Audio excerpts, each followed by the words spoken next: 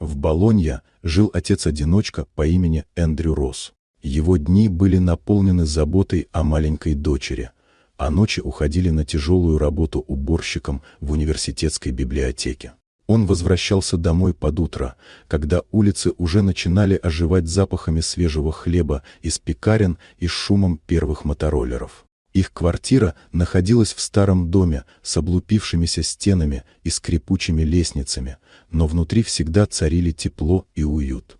Лили, светловолосая девочка с живыми глазами, наполняла этот дом смехом, превращая даже самые серые будни в праздник. Денег едва хватало на оплату аренды и простую еду, но отец и дочь жили в атмосфере любви, которая заменяла им все.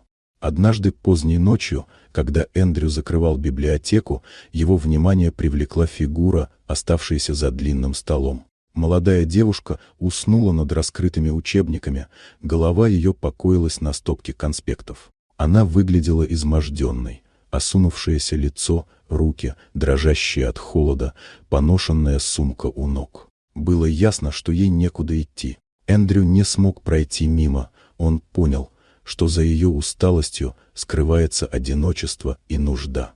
С того вечера жизнь семьи изменилась. Девушка, назвавшаяся Кейтлин, сначала держалась настороженно, но постепенно ее сердце оттаивало.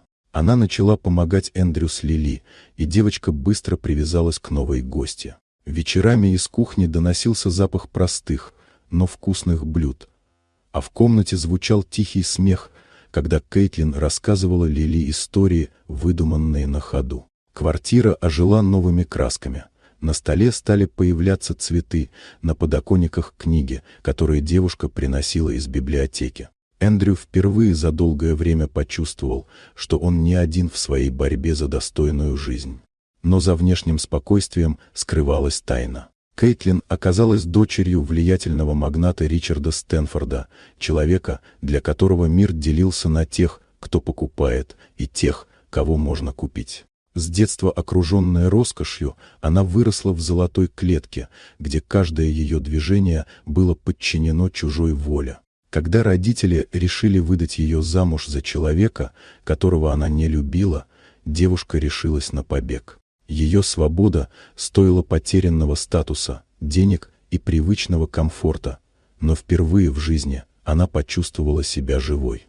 И все же прошлое настигло ее. Когда отец обнаружил, где скрывается дочь, он явился в Болонью, окруженный охраной и подчиненными. Его холодный взгляд скользнул по скромной квартире, по ободранным стенам и простым вещам, и в этих глазах отразилось презрение. Для него счастье измерялось богатством, властью и подчинением, а не теплом и смехом за ужином. Он хотел силой вернуть Кейтлин, лишив ее права на выбор. Эндрю оказался перед человеком, могущественным и влиятельным, но внутри он чувствовал твердость, которой у него никогда не отнимут. Он понимал, что у него нет ни денег, ни связей, зато была любовь к дочери, к дому, к этой хрупкой девушке, которая стала частью их жизни. Его борьба была не за роскошь, а за возможность быть семьей, за право оставить рядом тех, кто стал дорог. В тот момент все решилось. Кейтлин осознала, что впервые в жизни кто-то сражается за нее не ради выгоды, а потому что она дорога как человек. И хотя впереди их ждала нелегкая жизнь, в их доме царило настоящее счастье, то, которое не купишь ни за какие деньги. Эта история стала напоминанием о том, что истинная ценность не в счетах и контрактах, а в людях, которые рядом. В детском смехе, в заботливых руках, в тихом свете лампы над старым кухонным столом. Все остальное было лишь мишурой. Вот такая удивительная история. Дорогие друзья, если вам понравилось видео, поставьте лайк, а также подписывайтесь на канал, впереди еще много интересного.